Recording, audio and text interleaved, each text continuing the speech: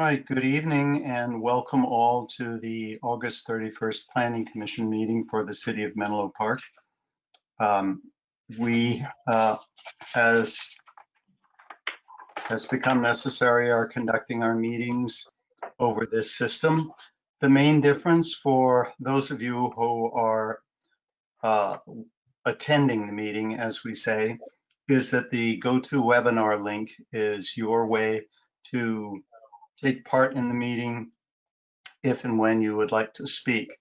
So there should be a panel on the right of your screen, which includes a hand icon, which will allow you to indicate that you would like to speak on an issue.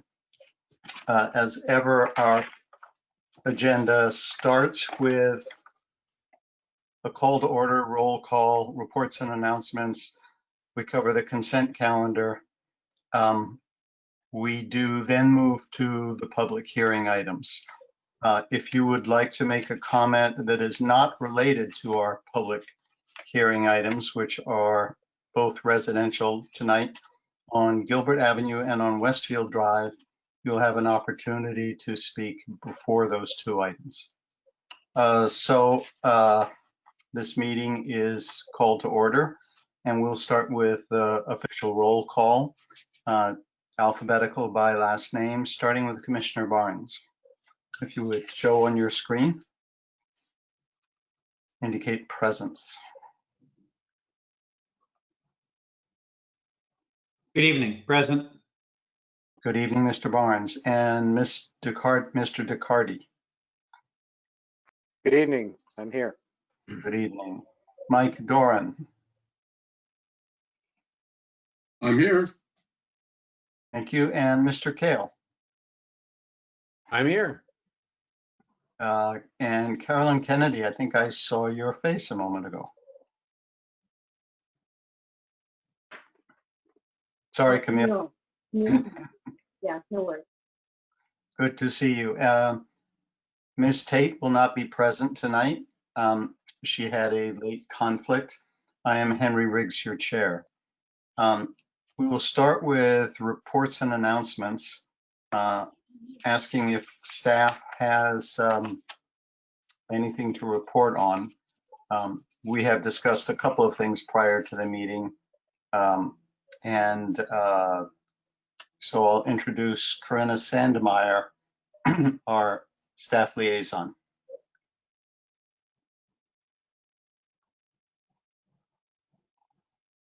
Yes, good evening. Good evening, Chair Riggs and Commissioners. So I have a couple updates. So on the next agenda, we'll put an item for the formation of an ad hoc or subcommittee of the Planning Commission to discuss ADU regulations. The City Council will discuss their work plan on September 8th. And so depending on that, or at least before then, staff will not be able to provide support to the subcommittee, but we will put that on the agenda so that can be formed. The committee can be formed and discussions can start. We've also come across an article in the Almanac that gives some updates on the history of zoning in Menlo Park that might be helpful that we can forward if there's interest from the commission.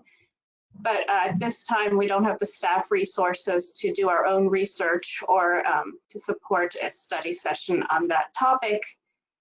Although we do understand this is a very important topic, and as we update the housing element, and I believe there's also going to be a new environmental justice element, items on the history of zoning in Menlo Park may come up with that. So that concludes my reports and announcements, but I'm happy to answer any questions. All right, thank you. Commissioners, any questions for staff? Mr. Doran.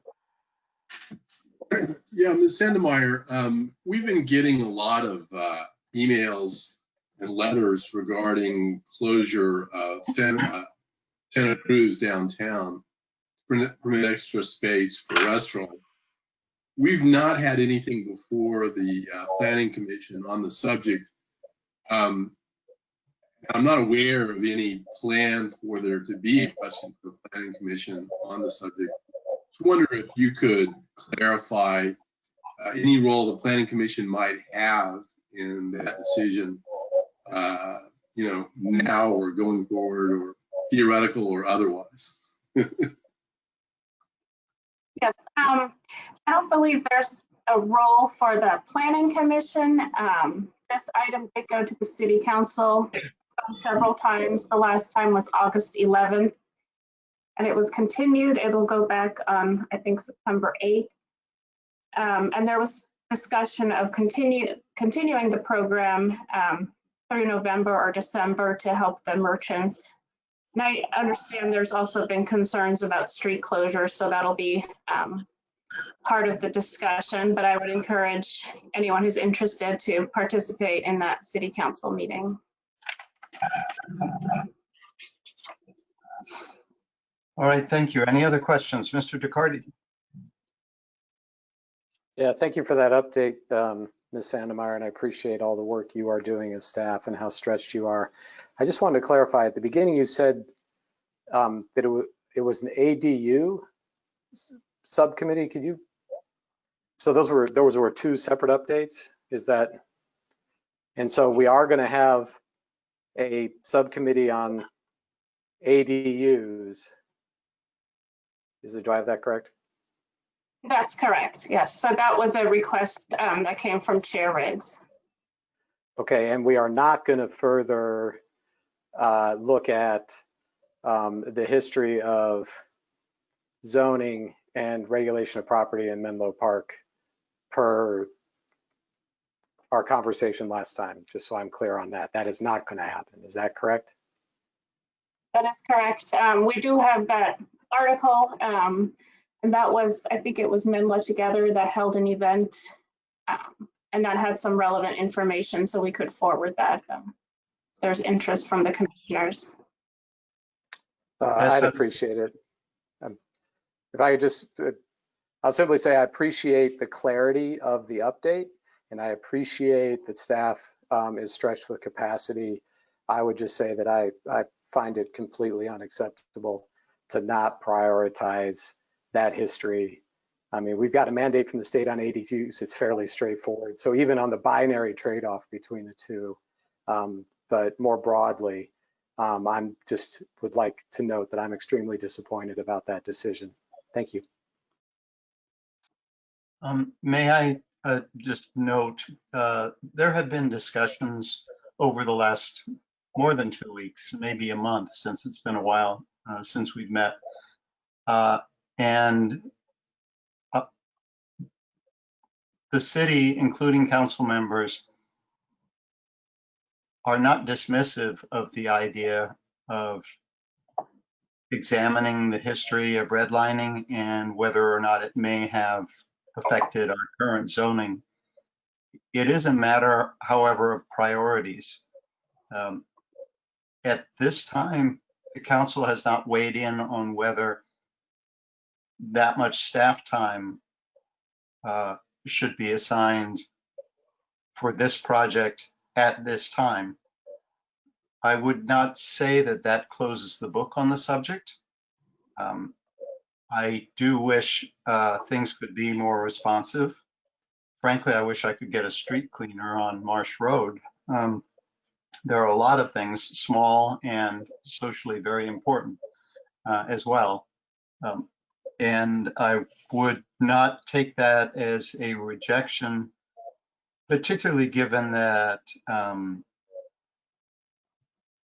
there's a lot to be done right now.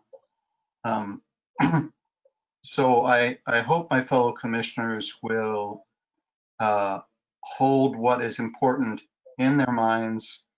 I'll also note that my fellow commissioners are free to investigate on their own both the written history, recent reporting through the almanac, and our zoning as it's written itself. I hate to say this, but once you've read one code for one, say R1U, you have a sense of how they're all formatted. And I don't hear anyone saying that 2 to 3 members of the commission cannot get together and study an issue together. That would be within the Brown Act, and that's the most important thing in our case to avoid any appearance of either collusion or one opinion dominating another without public input. So I think that's probably more than I need to have said. If there's nothing more on reports and announcements, I would like to, it's not actually on our agenda, but I'll call for public comment at this time. If anyone would like to speak on a subject that is not related to Gilbert Avenue or Westfield Drive projects. At this point, somewhat belatedly, I will introduce Leo Tapia, who is monitoring our website and can help me with knowing if anyone is waiting and wanting to make a comment. Good evening, Chair Riggs. Yeah, just as a reminder, if someone does have a question or comment that they wish to share at this time, as the chair referenced earlier at the beginning of the meeting, there is an hand icon on your control panel, which you could activate, and that'll notify a member of staff that you would like to speak at this time. So if you do have a comment or question, please feel free to click on that icon so staff can be notified. But at this time, Chair Riggs, I am not seeing any questions or any hands raised for any comments, but we can give it some time if you would like. I think maybe just a couple of seconds. And I think with that, we can close the public comment period and move on to our consent calendar. In this case, we have one item on the calendar, and that is the July 27 Planning Commission meeting minutes. Does anyone have any corrections to make upon their review of the meeting? Mr. Kale. Thank you. Yes, I have one minor correction. On page 4, in the middle of the second paragraph, it mentions, he said they had looked at Colby, and that's Colby Windows. It's here, it's spelled C-O-L-B-Y, but it's actually K-O-L-B-E. And I think that would just help. That clarification is important. All right, thank you. Anything else noted by our commissioners? And would someone care to move action on the minutes? So moved. I have moved to approve from Commissioner DeCarty. Do I have a second?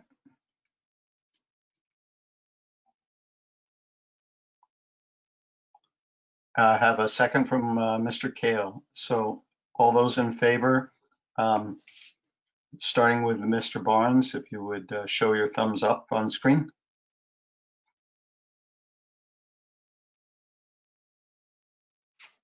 Mr. Barnes is a yes. Mr. DeCarty is a yes. Mr. Kale? And out of order once again, Henry. Mike Doran? Mike's a yes. I have trouble with the alphabet. We all know that. And Commissioner Kennedy? We have a yes. So we have, and I'm a yes, so that's a 6-0 approval of our minutes. Thank you. Moving on, we'll start the public hearing. Item E1 is a use permit applicant Wenfen Wang for 488 Gilbert Avenue. This is a request for a use permit to construct first and second story additions to an existing single-story, single-family residence on a substandard lot with regard to minimum lot width in the R1U single-family urban residential zoning district. The project would exceed 50% of the existing floor area and is equivalent to a new structure. One heritage-sized plum tree is proposed for removal as part of the project. We discussed this project at the commission on April 6th, and it was continued with some recommended changes. Do we have any updates from staff on the staff report? Good evening, Chair Riggs and Commissioners. I do not have anything to add to the staff report at this time. All right, thank you. At this time, I'd like to ask the applicant if they have a comment or would like to present what we have before us.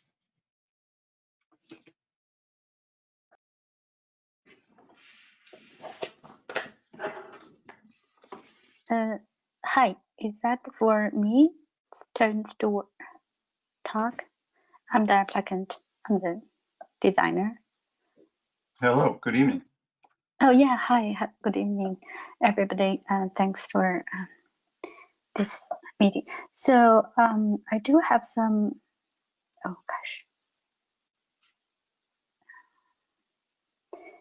Yeah, it's the computer seems to have some problem. We do have some changes made in the past a couple of months after the first hearing. Oh,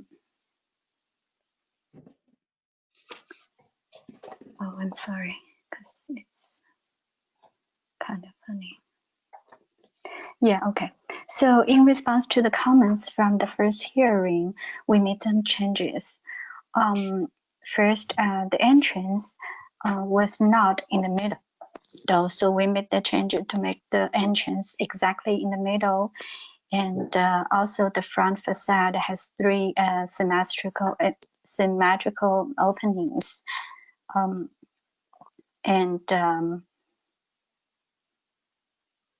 entrance is enhanced by the pilaster and the crosshead. The crosshead projecting roughly about 1.2 feet. And also we applied the same crosshead molding above the windows on the first floor. There are also the planter boxes below the window sill on the front facade. These measures to alleviate the massing and improve the articulation of the front facade. And also we changed the roof pitch to 4 to 12 to make it more like a colonial style. We cannot improve to raise the roof pitch more because we already very close to the floor area limitation. So that is basically impossible to do a higher roof pitch. And also we changed the windows material to the wood windows, and the style used the double hung windows. And another change is the exterior wall material. Currently, we're going to use fiber cement siding to comply with the colonial style, architecture style. Yeah, basically that's all the major changes we made. All right, thank you. Thank you. At this point, I'll ask if any commissioners have questions either for the applicant or staff regarding the revised plans.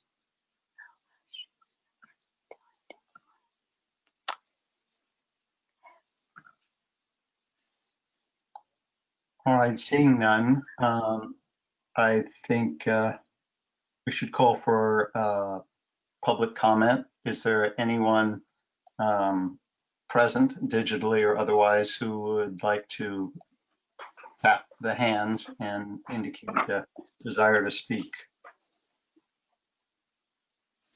At this moment, Chair Riggs, I am not seeing any comments or questions or any hands raised at this time. But again, we can give it a second or so if anything comes in.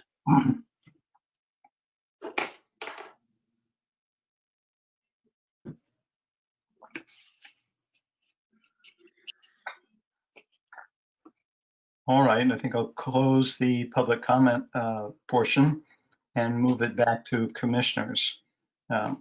Comments or motions on this revised plan? Mr. Doran. Yeah, I would just like to say that I think the plan is much improved the last time we saw it. You know, the devil is in the details, and there were a lot of details that weren't quite right the last time around. And really would like to commend the applicant on taking our suggestions to heart, retaking it and coming back with something that I think is much improved. I think it's a very handsome house. I'd be happy to have this house built next door to me. Yeah, I would like to move that we approve the application. All right, very good. We have a motion. Additional comments, Mr. Kale. I agree with Commissioner Doran. This is a substantial improvement over what we saw previously. It checked off all the boxes that we asked for, and it's a much more handsome house, and I would second the motion. Very good. Any other comments? Mr. Barnes. I would like to thank Commissioner Doran, Commissioner Riggs, Commissioner Kale for their attention to detail when this project first came up on its first go around, in digging in and giving substantive and constructive comments to the owner to be able to come back and make revisions to this project, which I think are going to be longer term very beneficial, obviously, to the project and certainly to the neighborhood. So I want to recognize the heavy lifting that went in to come to this work product, and thank the other commissioners for bringing it to here. I'm also in support of the project. Thank you. Any other commissioner comments? All right, seeing none, I'll just weigh in very briefly. Basically, a complete ditto to what has been said. I think this has become a very handsome building. I would like to think, and I do very much suspect it's also going to be worth a lot more.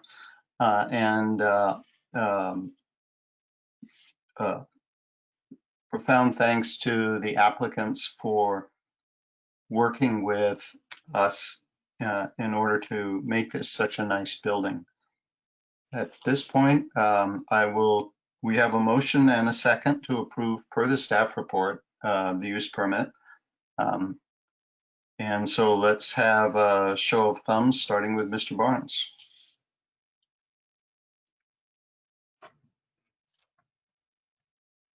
That's a yes. Thank you. And Mr. DeCardi? That's a yes. And Mr. Doran? I'm a yes. All right. And Mr. Kale? Yes. Yes. And Miss Kennedy?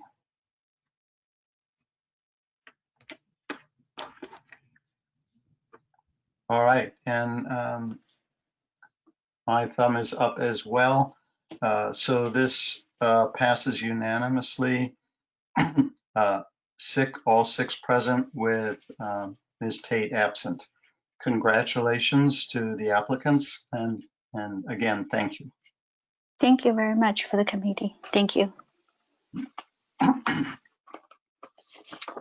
right, we're moving along. Our second item, E2 in the public hearing agenda, is 1121 Westfield Drive.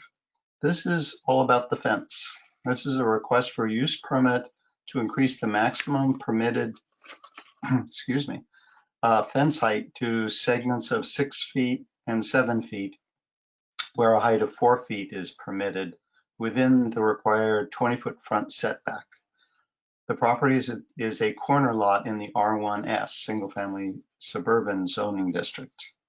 Mr. Tapia, it looks like this is your project. Do you have anything to add? I think I saw some recent correspondence. Good evening, Chair Riggs and fellow members of the commission and members of the public. Yes, we did receive 3 public comments after the agenda was published, and I can read those comments during the public comment period.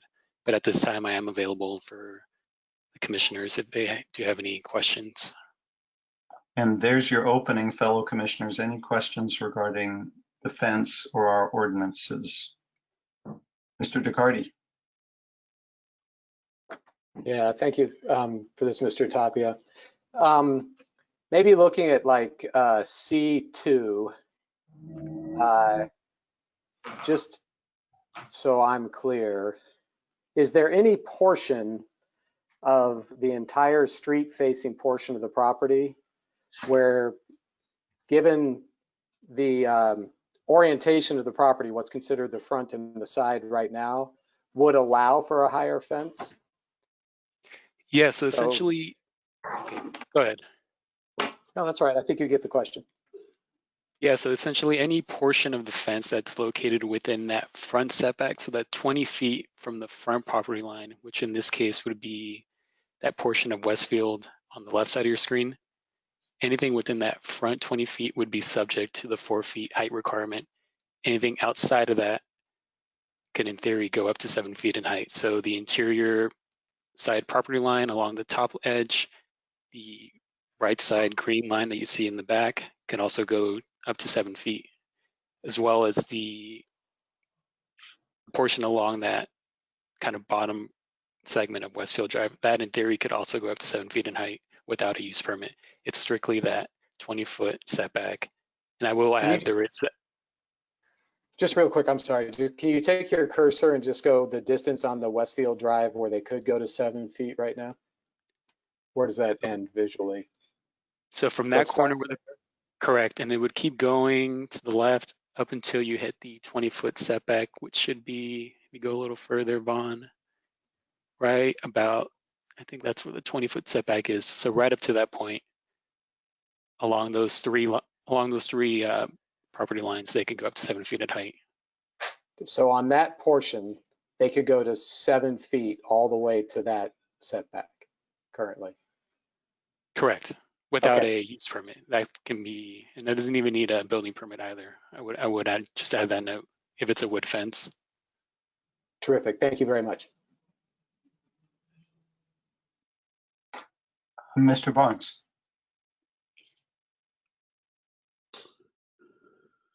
No, I'm fine. Thank you. Right. Any other commissioner questions before I call for public comment? All right, seeing no pictures on the screen, this would be the point at which a neighbor or other interested person could speak to this project. Again, there is a hand icon on the right side of your screen. Mr. Turner. Good evening, Chair Riggs. I'm taking over clicking duties for Leo. I do have one hand raised from Ashley Carroll, and if they have your permission, they can speak now. Please, Ms. Carroll. Unmute them. You are now unmuted, Ms. Carroll. Okay, can you hear me? Yes, we can. Great. Yes, I submitted a letter before in April, and then also submitted a letter last week. I'm a homeowner at 745 Arbor, just around the corner from this home. And I guess there was some neighborhood correspondence of people who live on Westfield, but unfortunately we were not included in that, nor were our two neighbors across the street. And so two things. First of all, on the cost side of things, I've submitted a photo that shows how much of the view around that bend is obscured by the proposed fence. There's currently a mock-up there now, and it's not a true corner, it's a bend, so there's no stop sign, traffic just continues through it, and it makes a significant difference in the visibility around that corner. And on the benefit side, I would like someone to explain to me why this is necessary. I've looked through the translucent fence that is there right now, and there's 3 heritage trees under which there is not lawn, there's dirt, and it's not even usable backyard space. And so it's a little unclear why the fence can't just be moved to the other side of those trees. It would not reduce the usable private space, and would be within the city guidelines. And I've spoken to neighbors at, I need to look at the address. I've spoken to neighbors at 644 Arbor, whatever this next, 644 Arbor, 700 Arbor, 1121 Worth, 1124 Worth, and 1161 Worth. At least one of them said they were going to try to get a comment in before 6 p.m. today, but all of those are people who I've seen out in the last few days and discussed the concern of this potential blind corner. All right, thank you. Mr. Tapia, could I clarify the translucent fence that is there currently would be a construction fence, I presume. It is mounted on the Westfield side of the 3 trees that most approximate the corner. Is that correct? The construction fence? It's my understanding that that is a construction fence as well, Chair Riggs. It appears on the site plan that the proposed fence would be on the house side of, well, all of the trees that are out front and outside the property line, as one would expect. Am I reading that correctly? I'm sorry, can you repeat that question? The proposed fence would be well inside of that construction fence, am I correct? I'm not entirely sure of the current layout of the construction fence on the site, but in terms of the proposed fence that the applicant is proposing, it would essentially enclose the heritage trees that are currently there. Oh, it will, because when I'm looking at sheet A2, maybe I'm misreading what is meant to be the fence. It appears to go on the house side of the trunks of 3 large trees and 3 smaller trees. Am I reading that incorrectly? So sheet A2, there should be a yellow line. The trunks are visible Well, underneath. that cluster of 3, yes. Correct. So Okay. hopefully here on this site plan that's on display, there's a yellow line that approximates the proposed fence, and you can kind of see those 3 circles. Those are the drip lines of the existing trees, but the trunks are visible within those. And as you can tell, those are enclosed within the proposed fence. Thank you. Ms. Carroll, these are the 3 trees that you are primarily concerned with?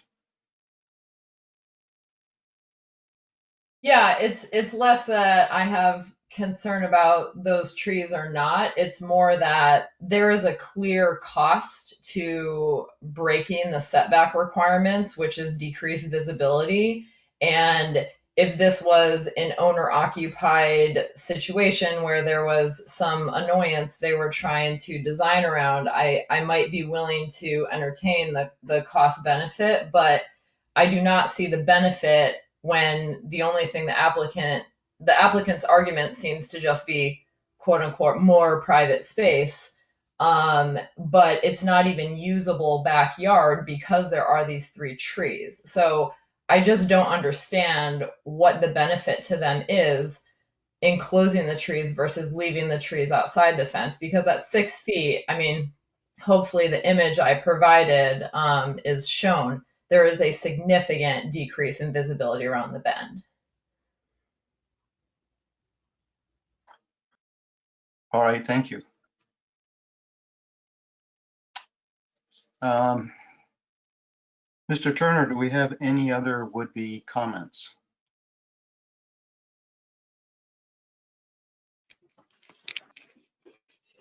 Chair Riggs, I do not see any other comments at this time. All right, thank you. Then let me close the public comment period.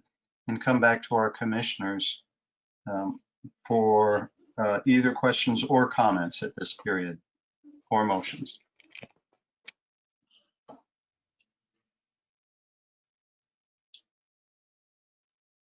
Corinna, we can't hear you.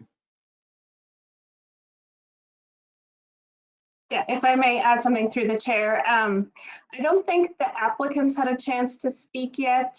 And I believe there were 3 comment letters that came in that Leo was planning to read at the end of the public comment. So maybe he can read those letters and then the applicant could speak, or whatever order you prefer. Thank you so much for that reminder. So, Mr. Tapia, let's take Ms. Sandemeyer up on her offer to read those 3 letters. Okay, thank you, Chair Riggs. So the first letter I will read is from Ashley Carroll, and this one came in, so we'll go ahead and read it verbatim. It's directed to the City of Menlo Park Planning Commission.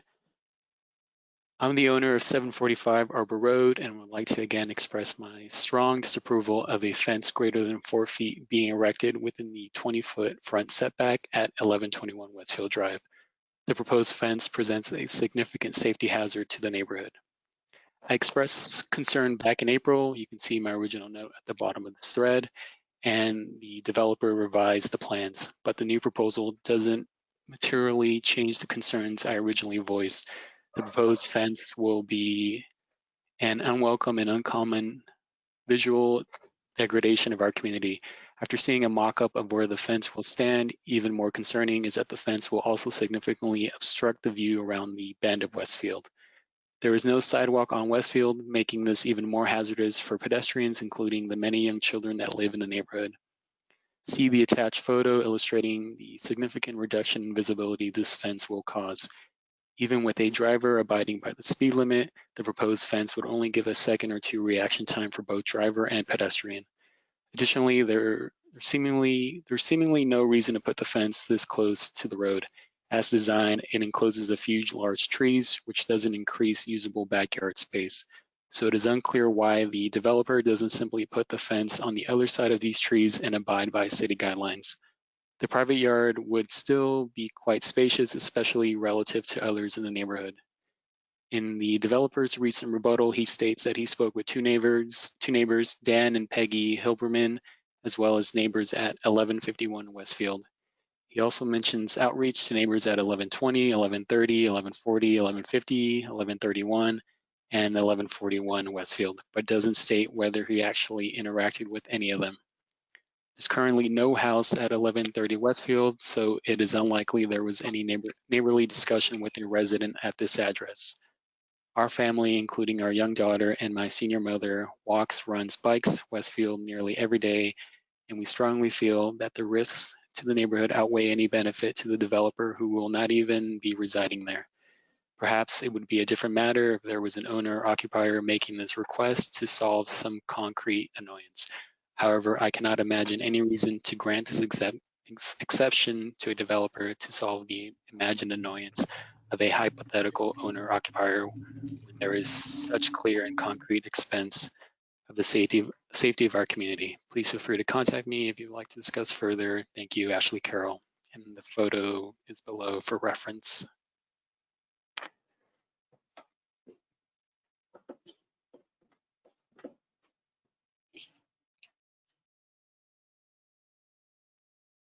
So the second comment I will go ahead and read. It reads, Dear members, there is no good reason for 1121 Westfield Drive to have permission to increase the permitted fence height. Westfield Drive is a quiet, seldom driven street. Let's not permit high walls around property in Menlo Park.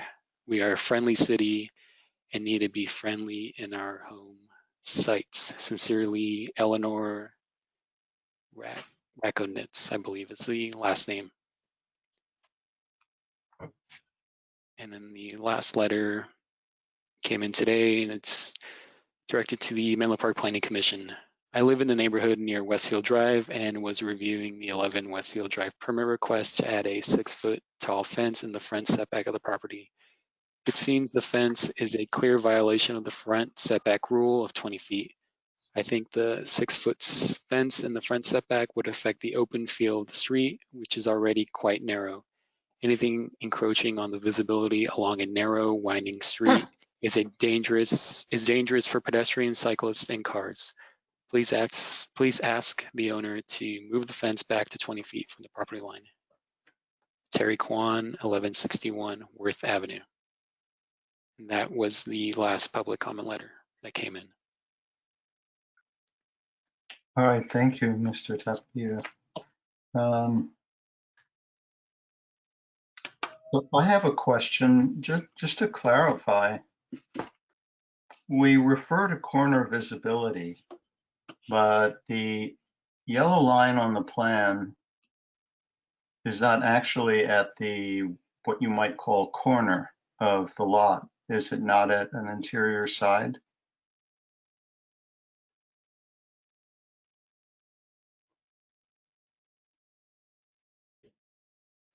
Is this a comment directed for me, Chair?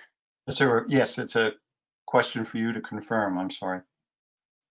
Yeah, so This, if you can see, there's that triangular area. It's kind of hatched on this site plan. So yeah, that represents the line of sight triangle that is applicable to corner lots for the purposes of traffic visibility around the corner.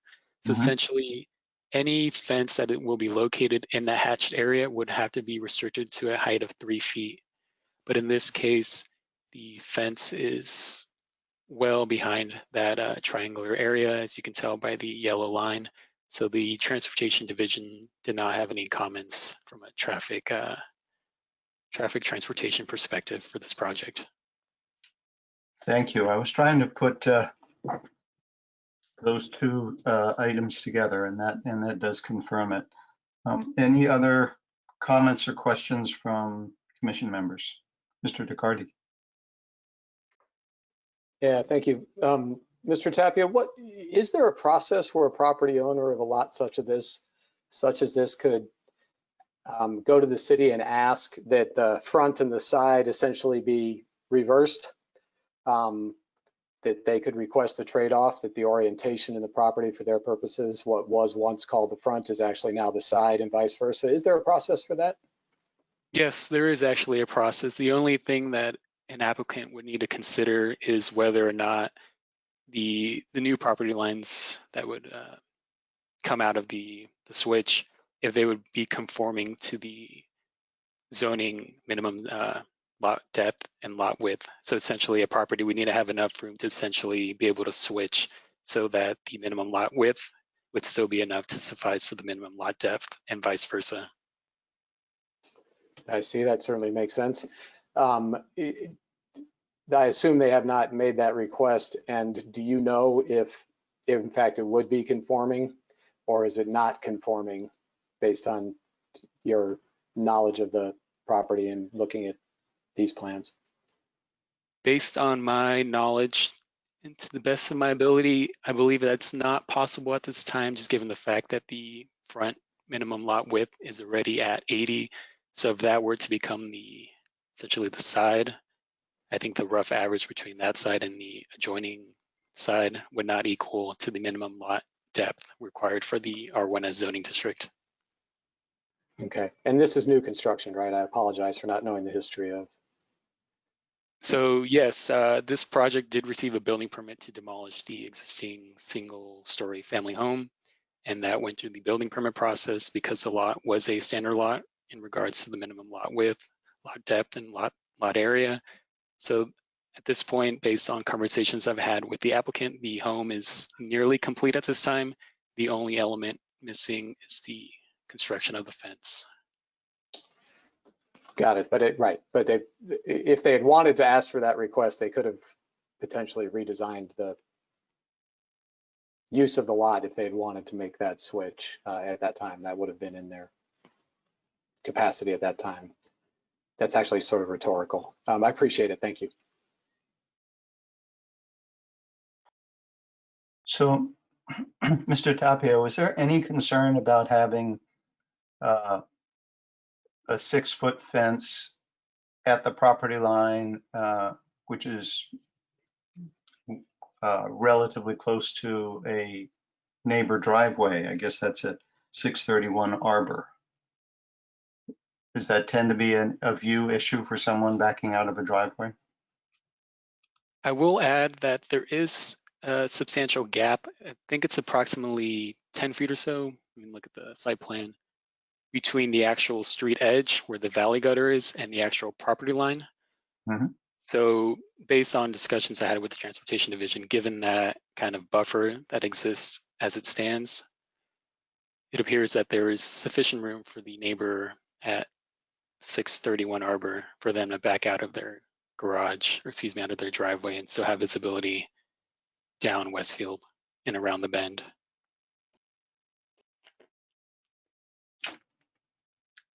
All right, thank you. Commissioners, any other comments on our fence challenge tonight?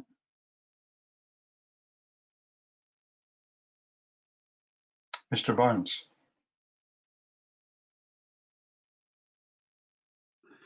I'm sorry, I suspect I missed some things. A couple procedural questions. The applicant declined to give an overview of the project, is that correct?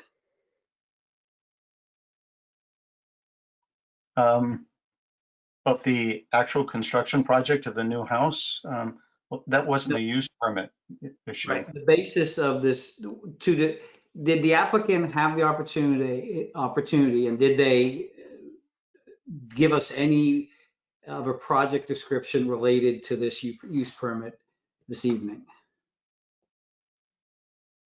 Did you give them an opportunity to speak? Very good question. I already don't recall. This might be the right time. Is the applicant present?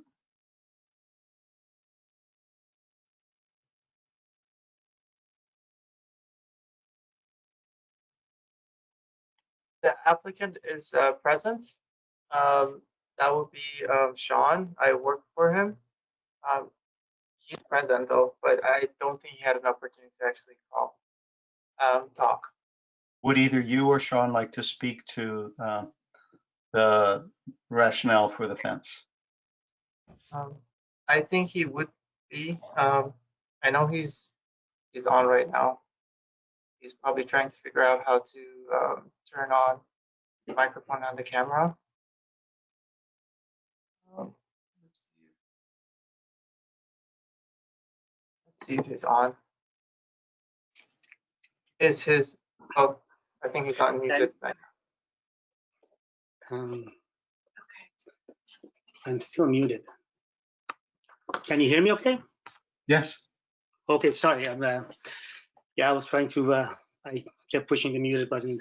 Hi, my name is Sean. I want to thank you for your time, Chairman Riggs and the commissioners, and thank you for giving me the opportunity to speak.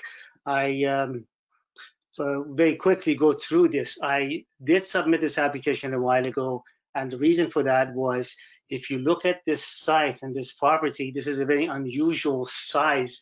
And even though it's not really on the corner of a street, but it's considered a corner lot.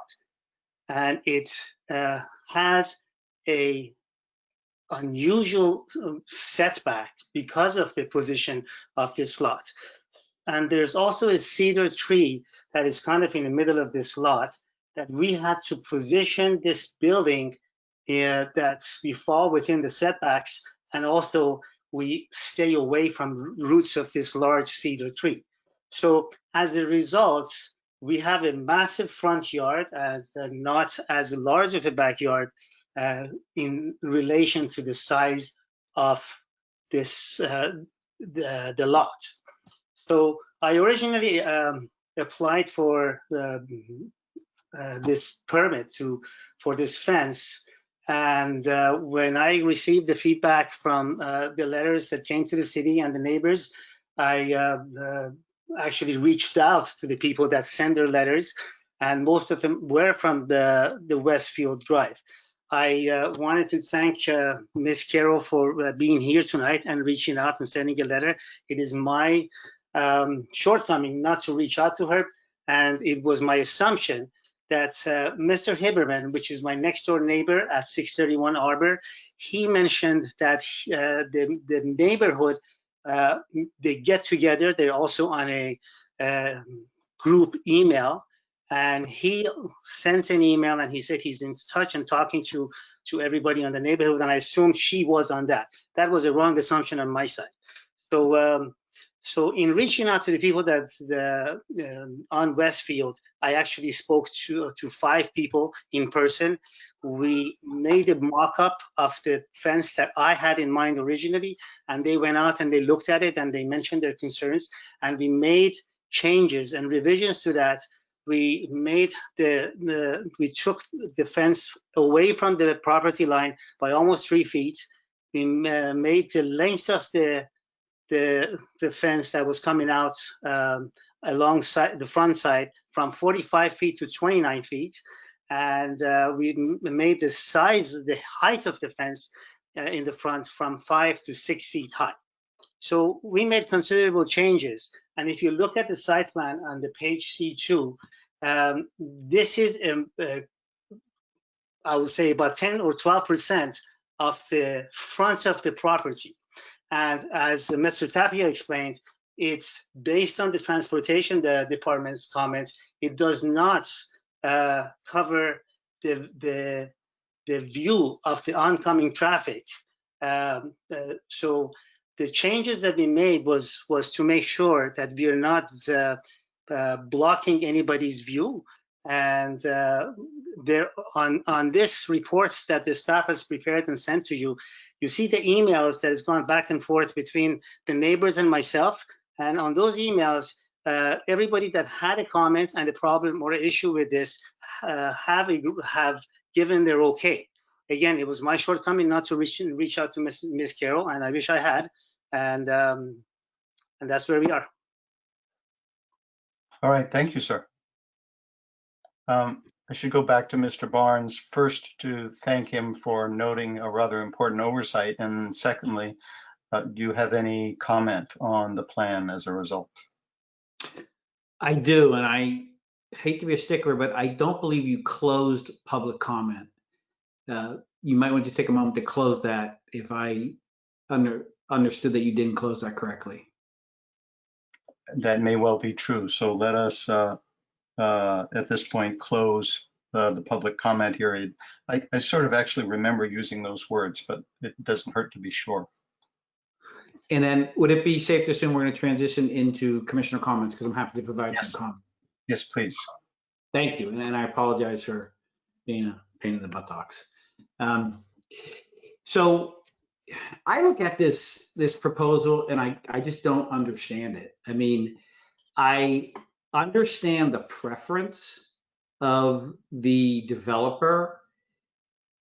What I don't have any clarity on is why contravening section, 1664 should be allowable. I mean, so there's no, I've heard nothing this evening which is compelling to me, which gives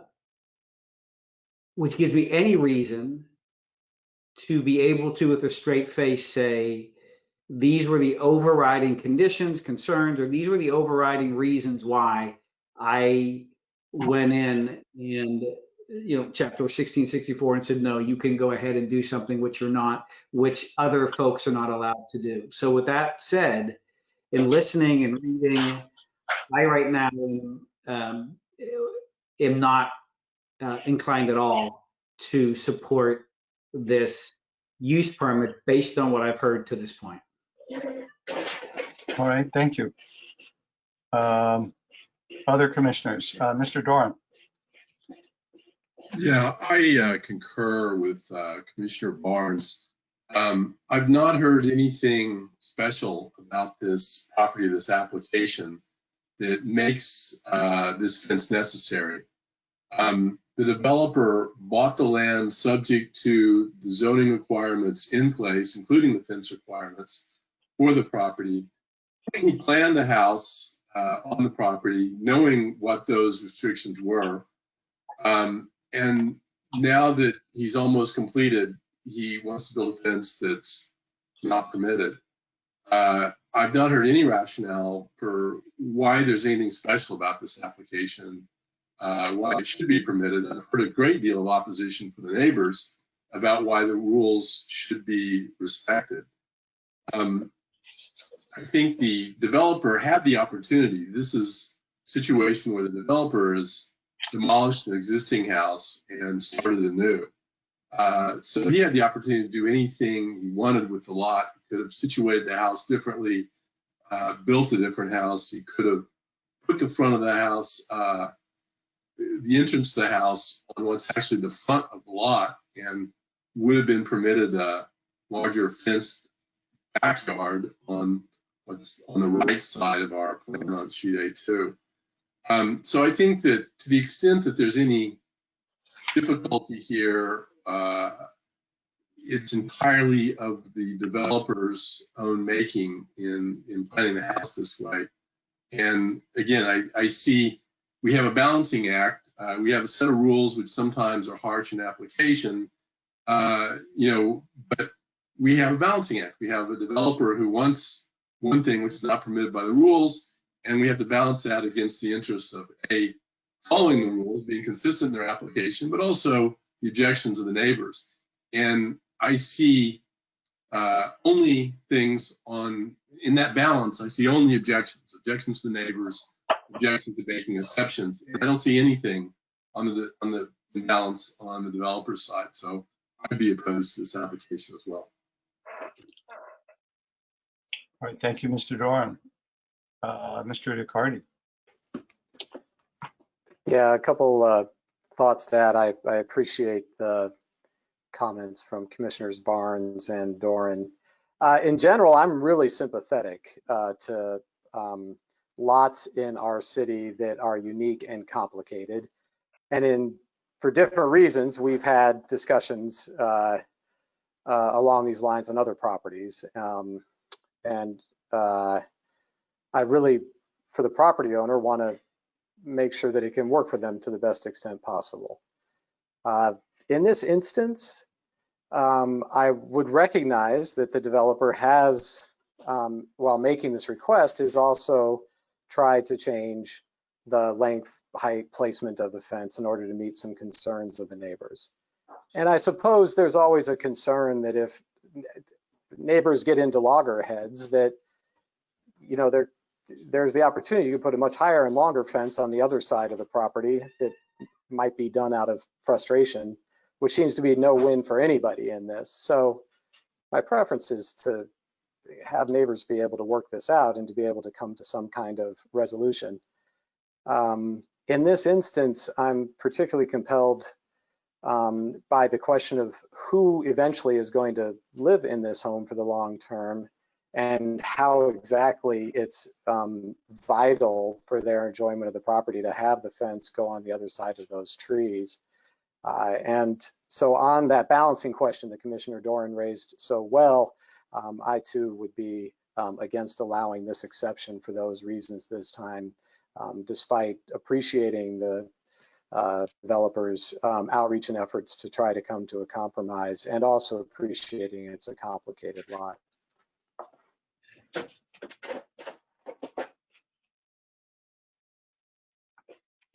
All right, thank you. I have a question for Mr. Amiri. Yes. Did you consider making a less opaque enclosure to this backyard, which is really sort of a piece of the front yard, using landscape materials instead? Up to this point, no, we have not. That is definitely quite possible. If one concern, again, the one major reason for submitting this application is this lot being a corner lot, and maybe I should have brought that as part of my original conversation, is when you walk by this lot, if you don't have a 6 feet fence up by, to cover the backyard. The backyard and the home is completely visible from the outside. So whether that fence is built on the setback line or whether it's built closer to the property line, still needs to be a 6 feet or 7 feet high to give privacy to the home. That actually was my original thoughts, and making the backyard bigger was my secondary thought. And one other thing is that when you look at this site plan, when you see the trees and the drip lines from up above, I could see what Miss Carroll was referring to, that if you build this fence on the other side of these 3 redwood trees, what have you not gained? But if you look at this backyard visually, the area under these trees are usable areas. It doesn't look from this site plan, but by pushing this fence back beyond these 3 redwood trees, there is an area that you could gain as part of this yard. So both, my objective was 2 things. 1, to make sure this backyard has privacy. 2, has enough room for enjoyment of the people who live in this home. So I understand that building a fence is not the most beautiful way of doing this, and you could certainly plant trees that in time would act as the same thing. So that is something that, depending on the outcome of this meeting, I will look into. All right, thank you.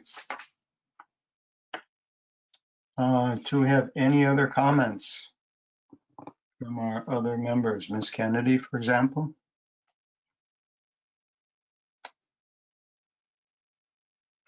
All right, well, I admit I found this somewhat challenging, and my answer was to ask tonight a question of staff. It struck me, of course, that there's a staff recommendation for approval. And although it doesn't block view lines, it is a request to push a fence out where most of Menlo Park tries to use that 20-foot setback as a landscape, generally no vertical obstructions to a broader streetscape. Do you have any, did you look at this in terms of the streetscape, and or were you simply looking at whether or not it was a traffic issue? Thank you for that question, Chair Riggs. I think it was a combination of different factors. Definitely, I think one of the main components factoring this proposal was the neighborhood outreach. I know the initial submittal received a lot of comments and concerns from the neighbors, and based on the information provided by the applicant and based on the revisions made by the applicant, which is also based on the neighborhood outreach and feedback, it seemed that the fence proposal that was brought to us essentially fulfilled the concerns and comments that were raised by the neighbors. And moreover, since the project was not located in that triangular line of sight area, which I mentioned earlier, and the fact that the Transportation Division did not have any additional comments, led staff to believe that at this point, the project as proposed based on the feedback from the neighborhood was sufficient for approval. All right, thank you. We do very much look for and respect neighborhood feedback, and we don't have consensus here from the neighbors, but if I read this correctly, there was general approval from the neighbors that Mr. Amiri spoke to.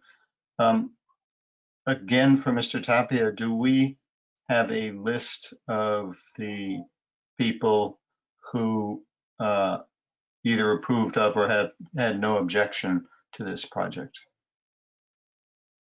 I believe in attachment, I think it's attachment, I'm trying to look through the project plans. It should be attachment F, the correspondence. There is an email thread provided by the applicant, which essentially summarizes the conversation he had with the neighbors. And in that thread, there is discussion of approval, or at least acceptance of the revised fence proposal that the applicant submitted based on that neighborhood outreach and feedback that he received. And I'm looking at roughly 5 letters there then?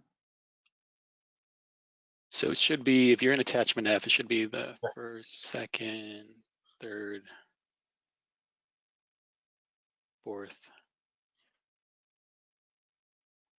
So the first 6 pages, so F1 through F6 is the email thread that the applicant provided. So all that you see right there is the discussion, and then all the subsequent correspondence that comes in after that is the letters that we received at the initial submittal. So when the scope was a lot larger, then I believe that's when this conversation took place between the applicant and the neighbors in terms of responding to their concerns based on that initial submittal. All right, thank you. Well, I will observe as a designer that having a deeper yard along that side property line with 631 Arbor is going to be a nicer feature for the new resident. But as Mr. Doran and others have noted, it doesn't seem quite enough reason for us to amend our codes and policy unless these are codes and policies that we frequently amend. Now, somewhat as for a decade, we had a written parking policy for commercial buildings, but we actually had 3 different guidelines or a guideline that included 3 different categories that were simply not the same parking ratios, and that's what we actually worked with. So I guess this would be addressed to staff also. Is it relatively common for us to make adjustments in our interpretation of the fence ordinance? If I may, Chair Riggs, call Karina Sandemeyer, see if she has any more historical background regarding this item. Yeah, I would just like to say this is a use permit to allow, so the code already allows this process, so we're not really amending what's permitted in the zoning ordinance or changing any policy. It's kind of it's meant as a case-by-case situation. And so I think the main thing for commissioners to look at are the findings in attachment A. So if the use permit findings can be made, then it makes sense to approve the project. If the commission wishes to deny the project, or if there's a motion for denial, that should include specific reasons.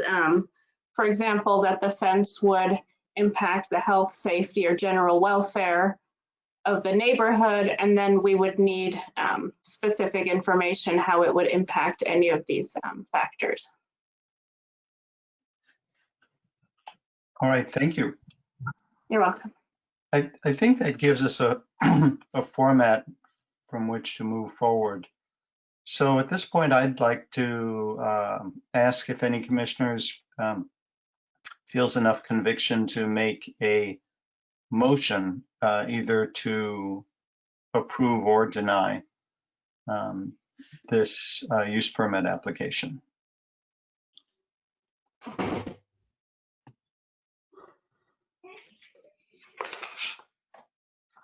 Mr. Barnes.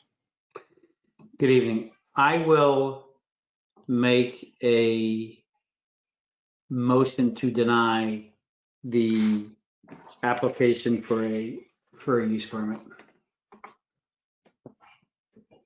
Mr. Barnes has made the motion. Is there a second to this motion to deny?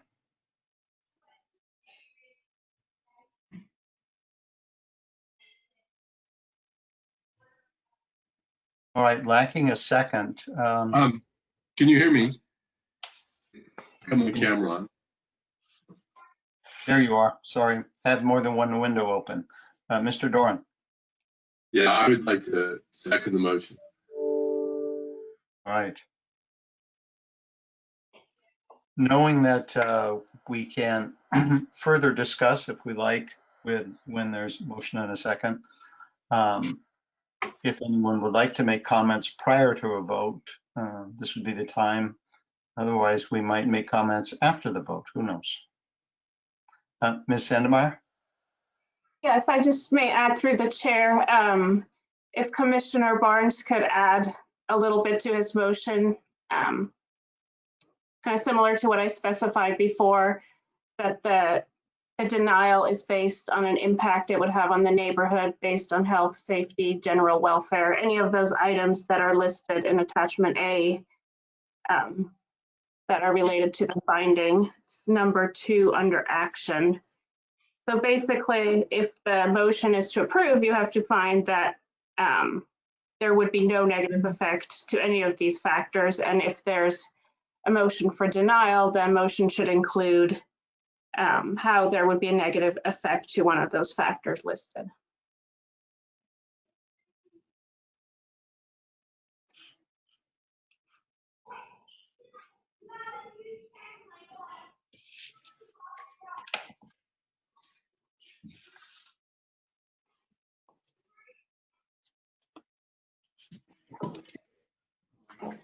Okay. As the maker, I don't take this lightly. I'm usually on the other end of this. I will proceed to note that my reason, or the reason for denial, is related to the general welfare of the persons residing in the neighborhood.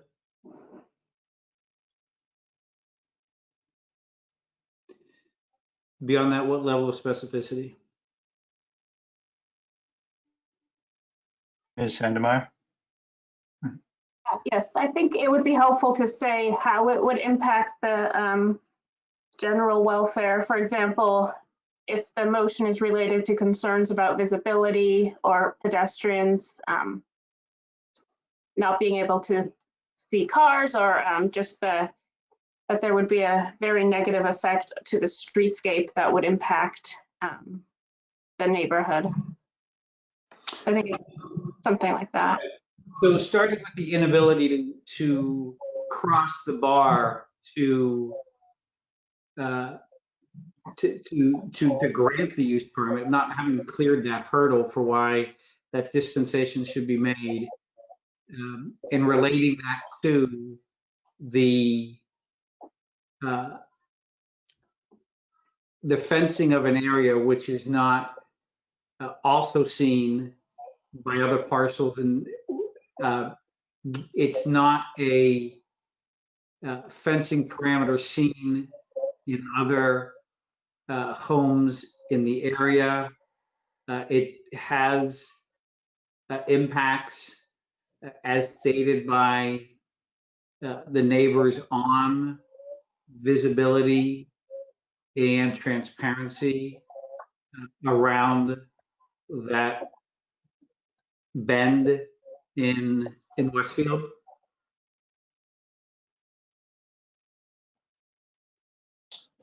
Ms. Sandemeyer, is that enough to form a denial findings? Yeah, just let me make sure we understand. So the main issues are visibility, and then, I'm sorry, Commissioner Barnes, were you talking about the streetscape, or just the kind of aesthetics of the neighborhood would be impacted negatively? For simplicity's sake, let me just land on visibility. Okay, so visibility and safety, would that be the right way for us to phrase Yes, Okay. yes, thank you. Okay, thank you. Mr. Doran. Yeah, I'm sorry, I'll look to the seconder to see if he's accepting of those as well, or adding any. Yes, I have a suggestion for additional finding that granting the use permit would be detrimental to the comfort of the persons residing in the neighborhood due to its effect on the aesthetics and the visual streetscape.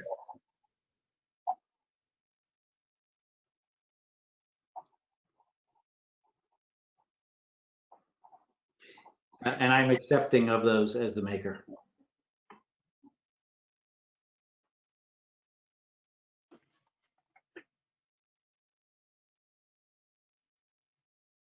Mr. DeCardi.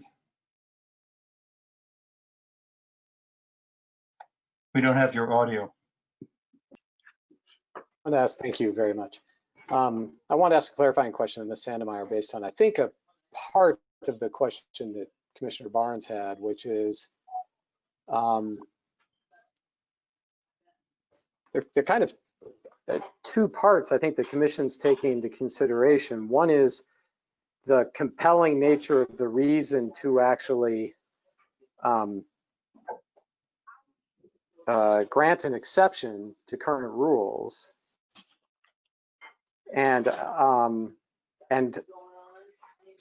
then the second part is that there is something that is a detriment to the community from having granted that exception. So it's mostly just a understanding philosophically as a planning commission, we shouldn't actually, or we taking into consideration denying something that's exception to the current rules, we shouldn't take into consideration whether we find the argument for that exception to be compelling. And I don't mean to put words into Commissioner Barnes's mouth, but that's a piece of what he raised that I wanted to get some clarity on. Yeah, no, thank you. Yeah, I wouldn't necessarily call it an exception. It's similar to the more common use permits you see for a two-story house on a substandard lot. So there's a process built into the zoning ordinance to allow this, and it's more of a process of looking at it. If there is an impact, then it would be that gives the commission a reason to deny it. And I think that's kind of the way the zoning ordinance is set up, because in some cases there would be no negative impacts, but we don't know that for sure. And that's the reason that it goes to the planning commission for review. That makes sense. Yeah, it does make sense. Thank you. I appreciate it. And that's why this one is kind of hard is to play this back, built in is some flexibility to allow property owners to be able to try to maneuver within some vague parameters sometimes. It's nice to be able to have that as opposed to rigidity. And on the flip side here, this is going to be a prospective property owner. And I suppose the reason it's important to me is that I could imagine the person who lives there in the future coming back and having a more compelling argument than I've heard about why they would like that exception. So I'm just trying to understand how I could be open to that argument at some date in the future, but not right now, and trying to sort that through. So your clarification is helpful to me. Thank you. And if I may add one more thing through the chair, we have gotten advice from our city attorney on past projects that the commission should not consider whether it's a developer or a owner occupied property. It should basically just be based on the issues that I mentioned, that the finding, if you can make the finding that there's no negative impact, then it should generally be approved. And if there are negative impacts, then denial is appropriate with the denial findings clearly spelled out. Mr. DeCardi, another follow-up? Audio. Yeah, I apologize for this, but just then one more question that raises for me. So we should not take into consideration that a developer who essentially had a clean lot had the opportunity to decide how they wanted to develop that lot or orient a house, which at least at one level, they had a whole lot of options, as opposed to in some instances, then you've got somebody who purchases of property. And I suppose you could say the same thing, that they were buyer beware when they purchased the property. But to me, it seems like it's a slightly different situation. But just so I'm clear, we should not take into consideration the fact that the developer had the opportunity to orient the house differently on the lot. Is that correct, based on guidance from the city attorney? No, that's not exactly the guidance I got. So I think it's reasonable for the commission to consider if the applicant had the opportunity to design the house differently and design the layout differently. The feedback we've gotten from the city attorney is just not to consider or ask someone if they're a developer or if they intend to live in the house. And I'm not sure if that's what you meant, but that's just I just want to provide that clarification. Yeah, my interest was in that former question, that they had more control, not in the future-oriented one. I understand. All right, Mr. Barnes and then Mr. Doran, if you still wish.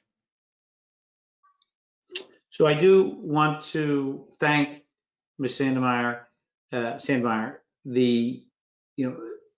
Behind that, I think was an articulation of the difference between versus a variance in a use permit and being crystal clear on that.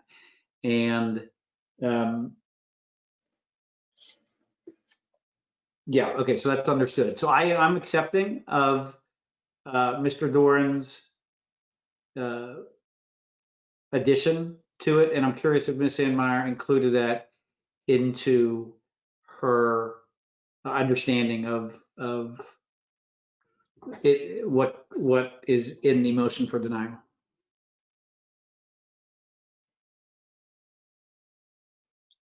That's correct. Yes, I've included what Commissioner Doran added. Okay. Thank you. All right, I'll just note, and I also want to share my appreciation for staff for reminding us somewhat of context. I appreciate being reminded that this is not the same kind of use permit request as we'd like to have a giant basement, or we would like to build a really big house on a 40-foot wide lot because, gee, we didn't notice when we bought it that it was only 40 feet wide. This is a fence, and the regulation, I can just imagine the work session that went into making these regulations, where one person says, well, why are we restricting fence height at an interior lot? And someone else says, well, you don't know. For example, there might be a driveway right there along the property line. So this, just as a safety measure, you'd have to come and ask. And then we could look and see if there's a driveway right next to it. But there isn't. These are large lots, and the driveway at 631 looks like it's 15 or 20 feet spaced from this location. The other thing is, I don't believe there would be any enforcement issue if a hedge were planted. And that hedge would get to 6 feet high, but it wouldn't stop. As I know from my neighborhood, it would keep getting higher. So I find that although if this were my neighbor, I would prefer that the fence not be only whatever it is, 11 feet setback from the paved roadway and gutter. 11 feet is a whole lot better than being at the gutter, and it is the property owner's request that he feels strongly enough that he paid use permit fees and waited in line for 3 months, or in this case, possibly 6 months. So I think this may be a request that is difficult to make findings for against, which I think witnesses what we have so far. I'll add that more time and more expense, but at least in my opinion, this is the kind of denial that could be overturned by council. So I very much hesitate to follow this. Ms. Sandmeyer. Yeah, if I may add something through the chair, just one clarification, the municipal code does limit fences and hedges above 4 feet in the front setback. So just kind of, if the commission wanted to deny the project or deny the approval for the fence, but wanted to allow the applicant to have a hedge that's 6 feet or 7 feet tall, that would also require use permit approval if it's in that front setback. All right, thank you, Ms. Sandmeyer. At this point, I'd like to ask the applicant, Mr. Amiri, if he would like to approach this in any other way than to have a 6-foot fence all the way up to the property line. Thank you, Mr. Riggs. First of all, I really appreciate everybody's time and Ms. Sandmeyer's input. It's very educational for me sitting here and listening to this.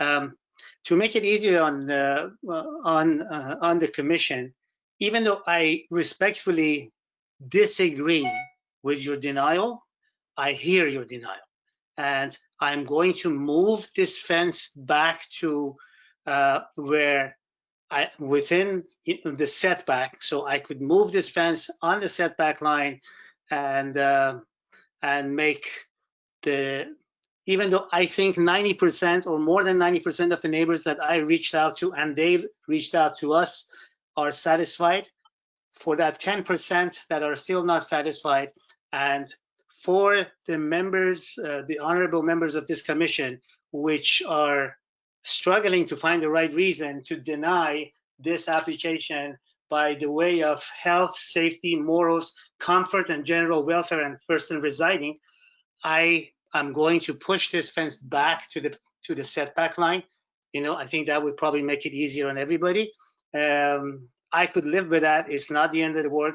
As you mentioned, it's just a fence. We need to have the right perspective. Ms. Sandemeyer, if the fence goes back to the property line, does that satisfy the setback change? Setback line. Yeah, to the setback line, sorry. At that point, is a 6-foot fence allowed? Yes, so it's allowed if it's not within the front 20 feet. I don't know if Leo has more to add to that. Leo, please. Yeah, I was just gonna concur with Karina. Essentially, if it's built at the setback line or behind it, so essentially the rest of the property, the fence could be up to 7 feet in height. All right, and in effect, this use permit request would be withdrawn. Well, yes, it is true. This use permit application would be withdrawn. But I also like to say, in my perspective, that this is just a fence on the corner of this home. I don't see any reason I would want to pursue this any further. Had this been much more serious with the findings of this commission tonight and with the reasonings that you gave, I would have pursued it much more further to the council. But I don't see any reason for that. Through the chair, I'd just like to add, I don't know if we've ever had an applicant withdraw an application at the hearing, and I think usually the process is that something's submitted in writing. So I don't know, it may be beneficial just for the commission to vote on it. I don't know. I don't think there's any harm in a vote going forward, or more No, just. I quite agree. So I see Mr. Doran's visage. Yeah, I think it might be preferable to the applicant. I think we should ask the applicant if they would prefer to not have a denial. We could continue the application tonight, and then before we take it up again, he could withdraw it if that's preferable to the applicant. That's very thoughtful. Is this posed to myself? Yes. Yes, I would like to continue this if possible, but so because to a certain degree, I do not agree with some of the comments that the commission have made, and if I had time, I could maybe put things in writing a little bit more detail. So yes. All right, thank you. Well, if I understand it, that's a request to move forward. And I think at this point, unless someone else has a comment, we should move ahead with a vote. Mr. Barnes? Microphone. Microphone. I think I heard two different things. I heard Commissioner Doran make the offer of continue with a withdrawal by the applicant. So presumably there wasn't egg on the face of the applicant. What I heard in response from the applicant was that yes, continue so I can come back with a stronger argument. I want to be clear about what the next steps are. Are we taking a vote for denial at this point? Mr. Amiri, did I misunderstand you? Continuance means we would set another hearing date, say 6 weeks out. Yes, I would request a continuance if possible.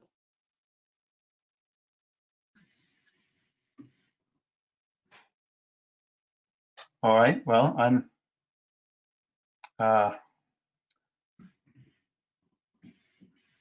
I'll propose a substitute motion then. No, I'm not prepared to take mine off the table. I mean, I guess, look, through the chair, I apologize. You have a moment? Yes, absolutely. Well, we have a motion for denial. I am not wavering in my reasoning behind the motion.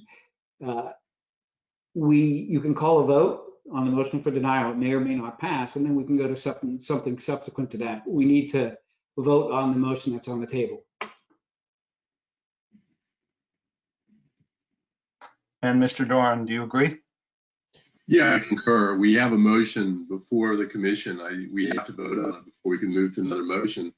And I would just add that, the purpose of the continuation was to allow the applicant to withdraw the motion, but since he's indicated that he's not inclined to do that, withdraw the permit application, I would like to see a vote on the motions before the commission. All right. In other words, the question has been called. So per Robert's rules, we vote. Starting with Mr. Barnes. The vote to deny based on the two reasons outlined, welfare and aesthetics. Yes. And Mr. DeCardi. I'm going to vote no, and I will say that the conversation between the chair and Ms. Sandemeyer was very helpful for me.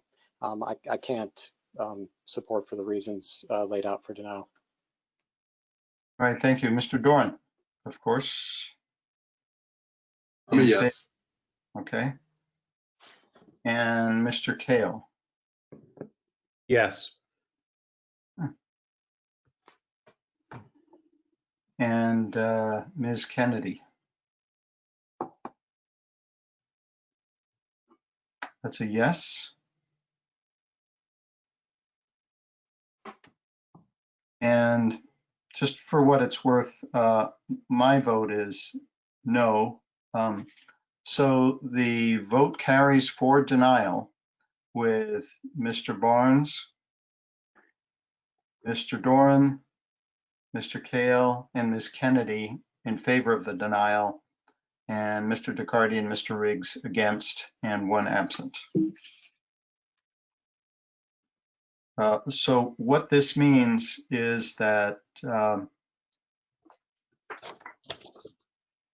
application as submitted cannot move forward, nor can a minor revision to the application be resubmitted within a year.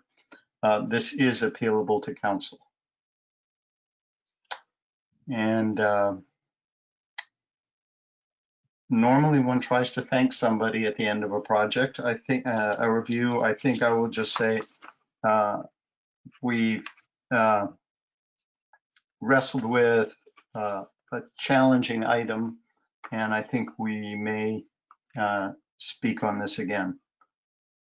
That completes the public hearing portion of our meeting, and we move ahead to information items. Ms. Sandmeyer.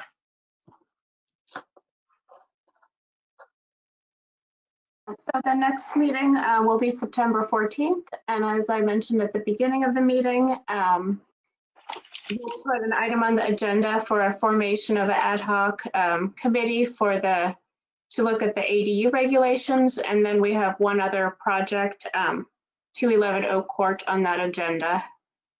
And that concludes my informational items, but I'm happy to answer any questions. I believe as we move forward, we may find that I did have a brief discussion with Deanna today and one several days ago. We may or may not choose to call our group a subcommittee, but I'll just remind those present that we can,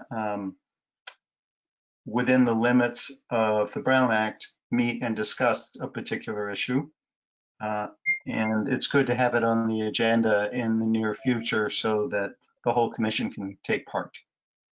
And I thank you. Mr. Barnes. So, Corinna, thank you so much to the staff for their very able review and setting around for conformance review the project on Santa Cruz Avenue, Flagle's Furniture Store. I think that was a great example of taking a good project and having some folks weigh in, sending it back, having staff come back with some improvements to the project, and I think it worked out well. So thanks for circulating that. I think the outcome was what was needed for that project. So I appreciate that. Thank you. Thank you. I'll second that. All right, and with that, unless anyone else has a report or a comment, this meeting of August 31, 2020 is adjourned. Thank you. Thank you. Thank you. Thank you. Thank you, staff. Be well, everybody.